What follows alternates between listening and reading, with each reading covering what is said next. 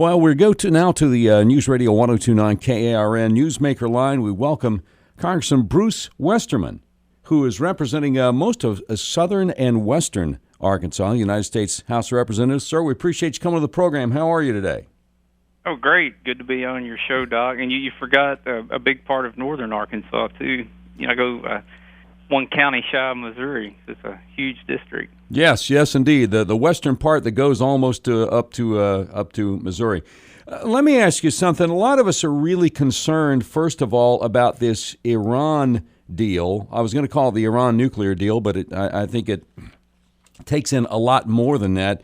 Now, your colleague, Mike Pompeo, Republican from Kansas, also Ted Cruz over in the Senate, are both saying that there should not be a vote on this yet because what was passed, the Corker-Cardin bill that was passed by both houses of Congress, signed into law by President Obama, said that Obama has to present all of the deal, including any side deals like between the IAEA and Iran, before you guys have 60 days to consider what this deal is and whether to vote for it or against it. And they're making it very clear that that has not been presented. Where do you come down on this? It was clearly spelled out in the Corker bill that everything had to be presented before the 60-day clock started. So, we were back, just got back up here this week, and we had our first conference meeting, and that was said and reiterated more than once, and I think leadership listened, and now what we're going to do is we're going to vote on a resolution saying that the president has not provided the information, that the clock hasn't started yet, and we're also going to vote on a bill that it'll be actually a bill to approve the Iran deal, which will obviously fail in the House. And that's where we're at right now. But we've still got to the 17th to vote on disapproval, according to the Coker bill, if something were to come up. But you never can trust what this administration is going to do, and they may just say if Congress doesn't vote on that, then that's the same as approval.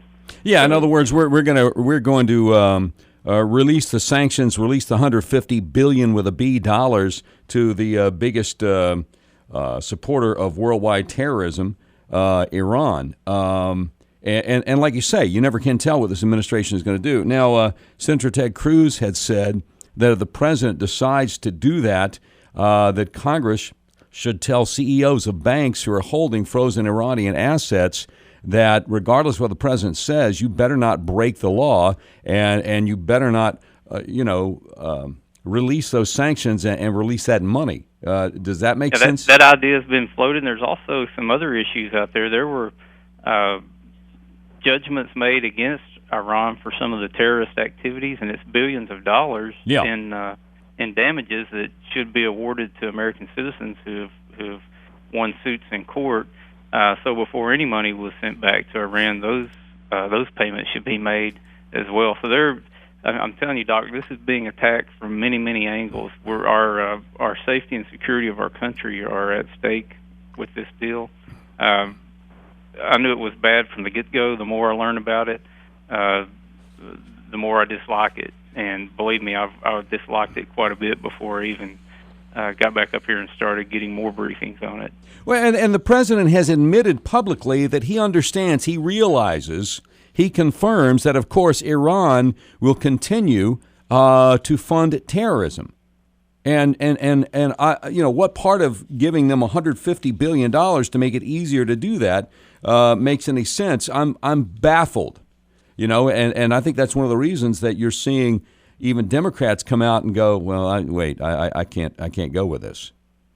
Yeah, there's in the media they're saying that there's actually enough Democratic senators that could block the cloture rule in the Senate, and without even getting into the cloture rule, I think we should. The longer we can delay this vote, and the more people can be educated on it, the more likelihood that Democrats will come around and vote correctly on it.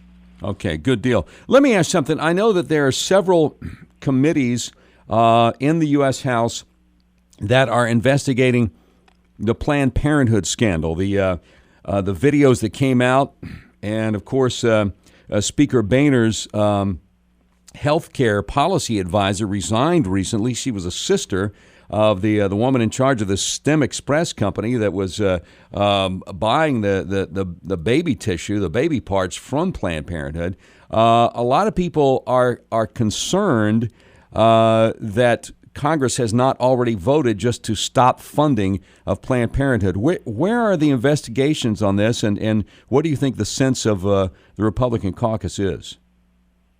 Yeah, there are a lot of committees holding different investigations on Planned Parenthood.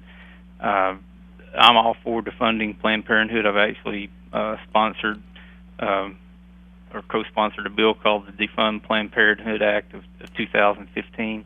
I think there's a lot of effort being put into the best strategy to make that happen. Okay. This is something, I'm tired of just having votes to make statements. I want to win some things. This Iran deal is something we need to win on. Absolutely. Planned Parenthood deal is something we need to win on. Absolutely. And the strategies have to be carefully considered on how we approach this, so at the end of the day we can actually win and not just pass some bill in the House and send it over for the Senate to reject it, or pass something in the that the president threatens a veto on that people cave on. But we need to systematically dismantle the funding. One bill that I'm working on right now is to allow states the authority to defund Planned Parenthood without the federal government interfering in that. As you know, Governor Hutchinson announced that Arkansas was going to defund Planned Parenthood along with several other states, and then the federal government said, wait, you can't do that. One of the big issues is that Planned Parenthood funding comes out of Medicaid, which is in the automatic spending side of the equation, and it takes policy to change that. You can't just do it with an appropriation. So we've got to be smart about the way we approach it and really come up with a strong strategy. We're speaking with United States Representative Bruce Westerman, who represents a lot of South, West, and going all the way up to almost Missouri, Arkansas, a huge chunk of the state. Sir, the Hill.com, Roll Call, Politico are all reporting North Carolina Representative Mark Meadows is leading a group of conservatives in the House who are severely disappointed with Speaker Boehner's leadership. I know when you and French Hill first came into office in January, you both said that you're definitely going to hold him accountable for his leadership of the House. Where do you think this move to take him out as Speaker is going, and do you agree with it? Well, I think the timing on it is poor right now with this Iran vote coming up and the Planned Parenthood issue coming up. Yeah. There's enough confusion going on right now to not have that in the debate. But I think we should see the Speaker's approach on these two issues and see what we do as we move forward. Again, who's running for Speaker? Because when we talk about policies and we talk about winning and moving the ball forward, you still have to have a plan. And I've not had anybody else talk about wanting to be Speaker or what their plan would be to be Speaker. It's kind of like firing the coach in the middle of the season. That may make some people feel better about it, but you're usually not going to have your record's not going to be any better for it. In other words, if you depose Boehner, then who takes his place? I think the frustration I'm hearing from a lot of my listeners is the same with Boehner as McConnell over in the Senate. We understand we have a Democratic president. We understand he's going to veto a lot of things that would be good for this country, but at least put some of these things on his desk and put them on record and make him veto them. And I think that's the frustration that I'm hearing from a lot of my listeners. Doc, I spent most of August out in the district talking to constituents, and there's so much frustration right now. Yeah. And I think people are looking for a place to vent their frustration. I am too. I get frustrated that we can't make things happen faster, but we have to get up every day and work hard to do the right things and to move the ball the right direction down the field. And I think if people will take an objective look at what the House has done, we have passed a lot of legislation that's sitting over in the Senate with no action being taken on it. Right. But what I found is when I'm back home, people don't really distinguish between the House and the Senate. They just see that we're not putting bills on the president's desk, and that's very frustrating to me. But right, I don't have any control on what goes on in the Senate. Exactly. I've got my forestry bill. My thing on that lately is that the West is burning while the Senate fiddles. That's a bill that has bipartisan support that should be heard and passed and signed into law, but it's sitting in the heap over in the Senate. Yeah, you're right. It's got to move through both houses, not just the House of Representatives, but also the Senate to get onto the president's desk. And clearly some changes need to be made over on the other side of the building in the Senate.